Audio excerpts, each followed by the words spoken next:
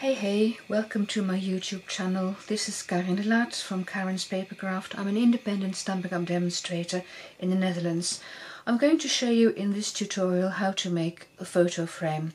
First of all, you need some type of decoration. This is the little piggy and it measures 218 by 218 inches. You need a kind of background material. This is stamped with the brushstrokes stamp set in Blushing Bride. It's 4 3/4 by 4 3/4 inches. You need a frame, obviously. This is the back of the frame. This is the front, and the frame measures 5.5 by 5.5 inches.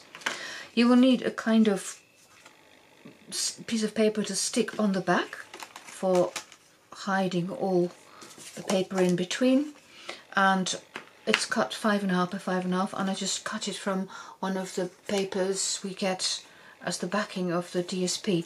And you need a stand for your photo frame to stand upright. Okay, let's start then. First of all, you need a piece of A4 cardstock. Now I took the glossy white because it fools you into thinking that your photo frame is lacquered. You could use any type of paper, but I really did like this glossy white paper. You start by cutting off a 2-inch strip, then you cut down the rest to 6 inches, and from that piece you get 3 pieces which measure 3.5 inches by 6 inches. You need 4 of those, and well, to make this video a bit shorter, I've prepared a couple of them, and I'm going to show you how to make the missing part of the frame. I've already made 2, as I said, and I'm going to make 3 and 4 together with you. Let me get my scoreboard first of all. You take a piece of paper. As I said, this is 3.5 inches by 6 inches. With a short side top, you score it at 1 inch, at 2 inches and 2.5 inches. Then you turn your paper and you make sure that the 2 1-inch strips are at the top. On the left, at 1 inch, you score as far as the first score line, and on the right you score all the way down at the 5.5 inch mark. And that's all the scoring. I hope you can see, if I turn over the paper, you can see what the score lines look like. Okay, then I can get rid of my scoreboard for the time being, and I'm going to show you how to cut. Now, these are the bits which have to come off. So there, you cut up that one until that really tiny square, and then at the other end you take off the 2 score lines, and then you can sort of notch in slightly, and this little bit is really important because later on it'll make for a really neat corner of the frame. On the other side, you cut down to the first score line where I made the 1 inch mark, and now you have to cut from there to there. So you take your scissors and on a diagonal line you cut as far as there. I'll do it again for you. So you cut up at the 1 inch mark as far as the first score line, then you cut that line, and here you take away the 1 inch bit, you miter slightly, and at the other end you take away the 2 inch bits, and again you miter. And these are all the cut-offs that you have. Let me get rid of them. There they are. Then you take your bone folder and you fold down the score lines. Now go easy with your bone folder because you don't want to damage the glossy paper. So gently you reinforce the folded lines, and the other one as well.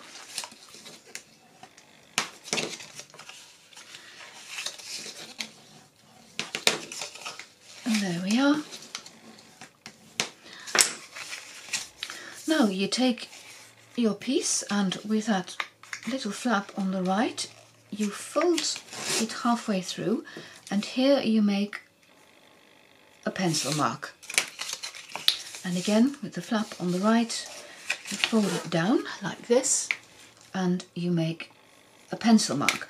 Now, pencil mark is important because you have to use tear and tape now to be able to stick the whole frame together later on. Then you apply tear and tape, and you start at that pencil line and go all the way down, and then you tear it off, you turn it over, and then you put 3 strips down, one in that really narrow part, and then 2 more there and there.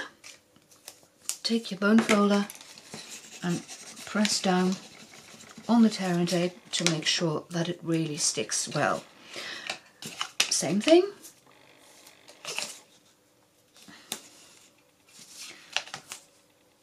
Put down your tear and tape all the way down the long side. Now, the reason that I made the break there is because you want to put your frame together in parts, and if you just put down one strip, you'll stick everything down before you're ready for it to be stuck down. So that's why I developed the idea of putting a break in, and putting a pencil line there shows you exactly how far you have to stick down your tear and tape. Okay, that's enough for the time being. Again, use your bone folder. Now then, what you're going to do in a minute is that you'll fold down this part and then fold it down like that, so you end up with part of the frame which looks like this. And then of course you do this 4 times, and of course you have to make sure that every time you put a straight part into a mited part. That's how you stick the frames down. Again, straight part, and that's how it all ends up. Now, before you do this, you want to stick down your frame, but these 3 little strips here, I lift them partly and fold them over with a nice crease line, leaving the backing on partly makes it much more easy for you to stick the frame together. Now you can remove the long part, and as I said, you fold it in, and you just, because these are 3 1-inch parts, they will fit together, so you'll just have a feel until you feel there's resistance, and then you push down. Now you want to have a nice, well, it has to be, sorry, English is not my first language. You want to make sure that it sticks here. So what I do is I slide my bone folder in, not too far, because there I've taken away some of the backing, and if you don't, you'll stick your bone folder down into your frame. And now, using my bone folder, I can gently press down on that line, and that's my first part done. Okay, you do this 4 times with all the others. So again, you start by lifting off part of the backing and folding it down, but make sure you fold it enough down that you later on it sticks out so that you can remove it. Otherwise it's no good taking backing off, you can't remove the backing. Then the long strip, and again you push down until you feel some resistance, push it down. Now you could do it like this, I suppose, but the danger that here you get an unwanted crease is big. So I slide in my bone folder, not too far, just far enough, and then I can press onto my bone folder. And okay, now I'm ready to show you how I slide the frame in. You make sure that your ends are sticking up, you push in, and because it's not sticky all the way, you can check if it's aligned. Then you hold it down in the corner and pull out, I should say push out, gosh, pull out the backing, and you get a beautiful corner, you see?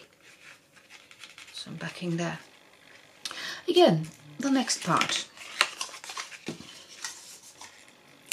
Remove part of the backing, press down, have a nice crease, and again, and remove the long strip.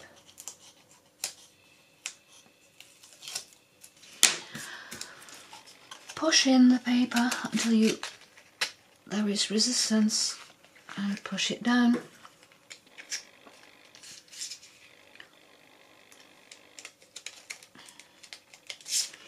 And I'm going to take this one as well.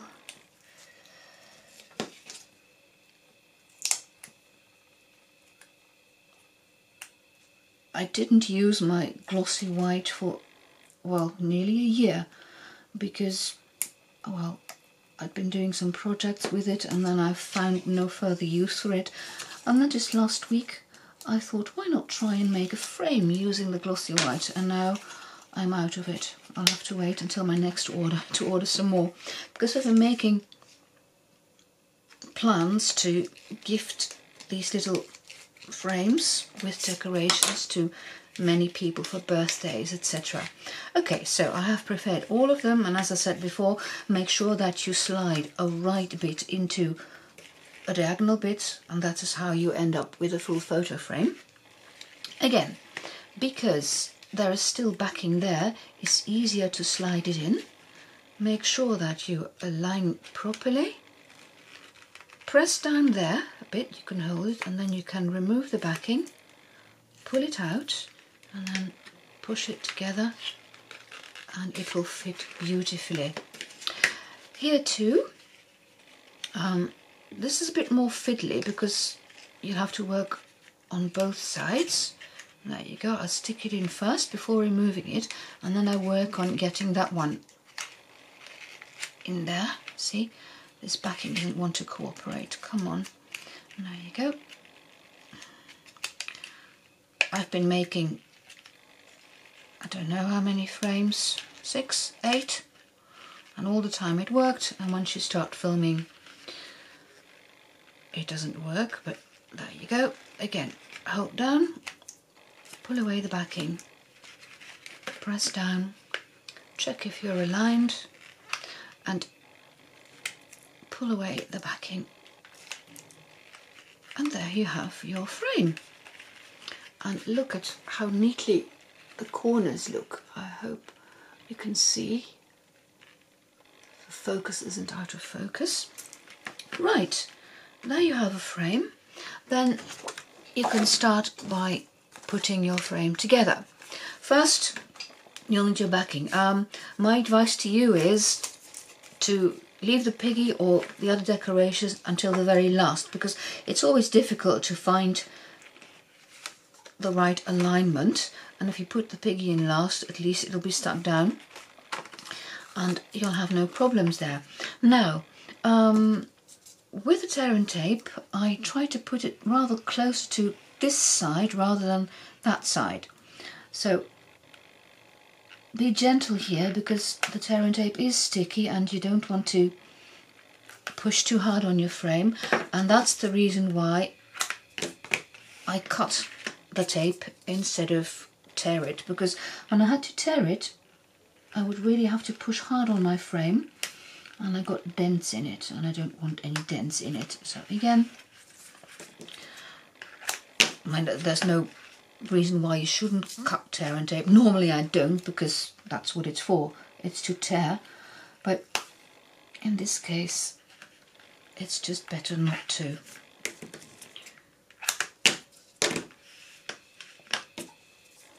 And again,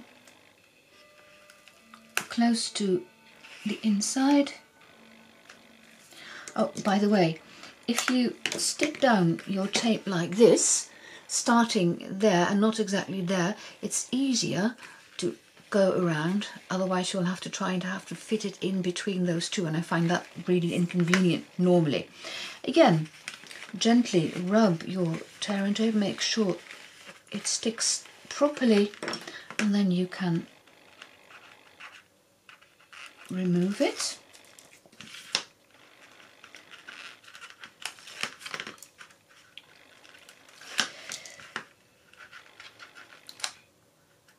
Alright, and then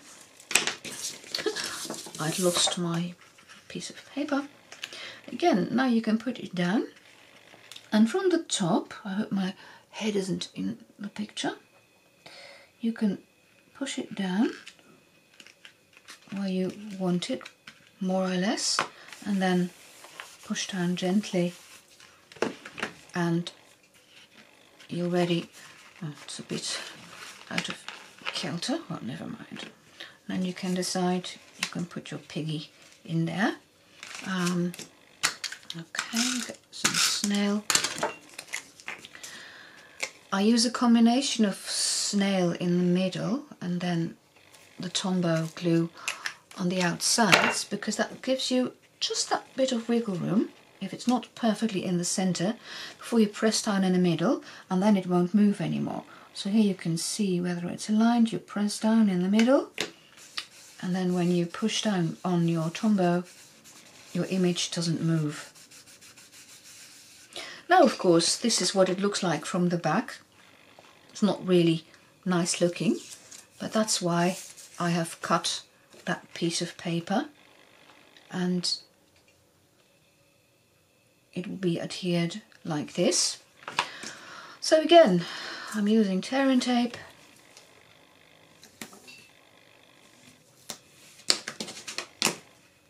I always use a ruler or an old credit card for that matter to tear off the tear and tape.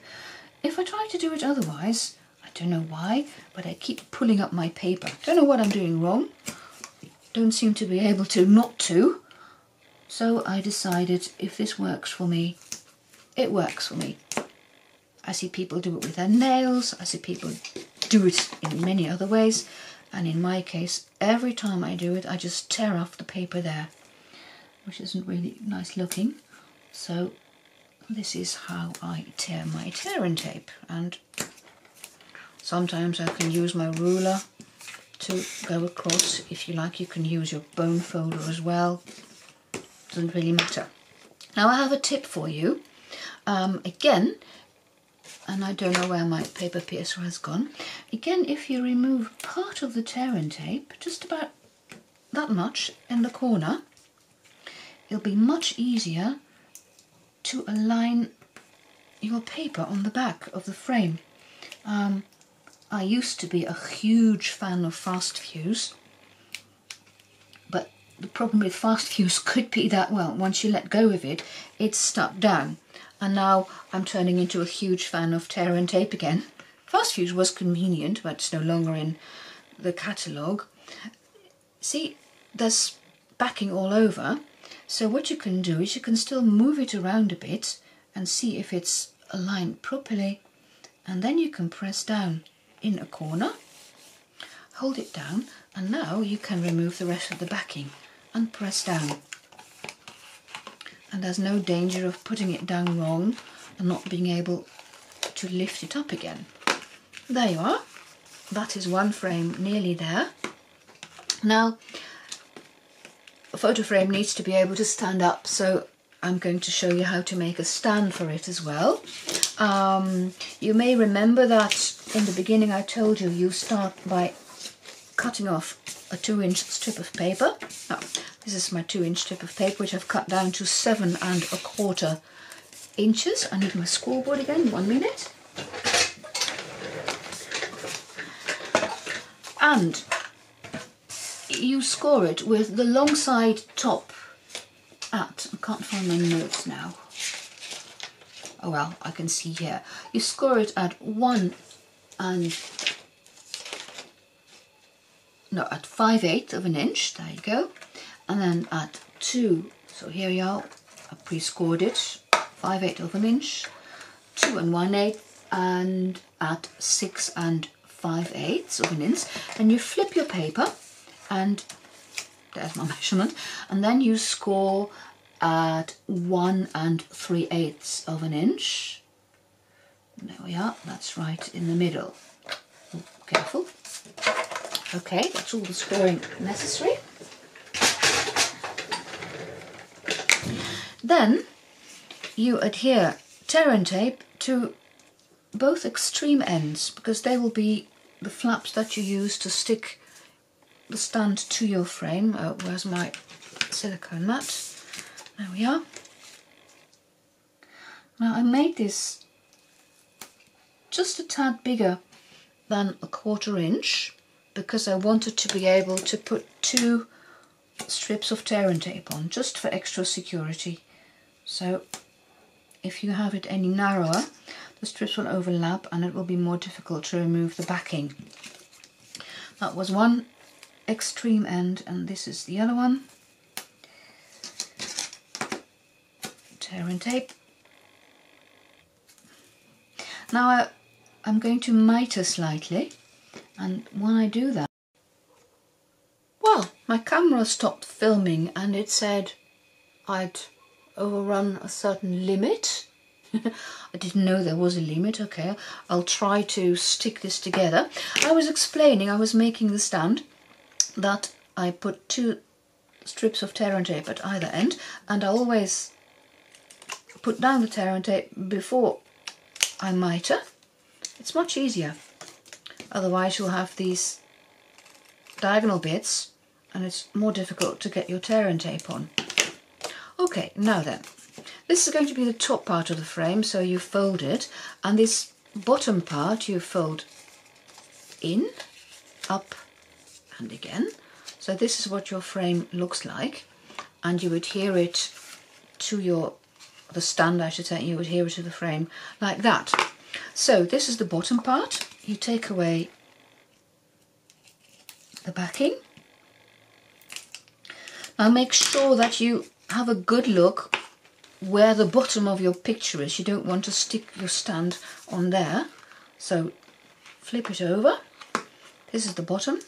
And then in the middle, and you align it near to the bottom. So roughly in the middle. I could use my grid paper for this, roughly. Yeah, this will be it.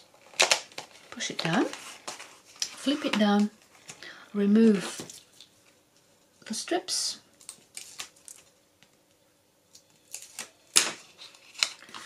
Then you fold it down and you push down gently. Now you can push from the back like this, and here too, but this is a bit more precarious. You don't want to squish your frame. And there you have it, a standing photo frame. Well, I enjoyed making it. I'm not too sure about filming for the first time. I'm not really comfortable with that yet, but I think I'll get used to it, get the hang of it more. Well, thank you for watching. Bye bye.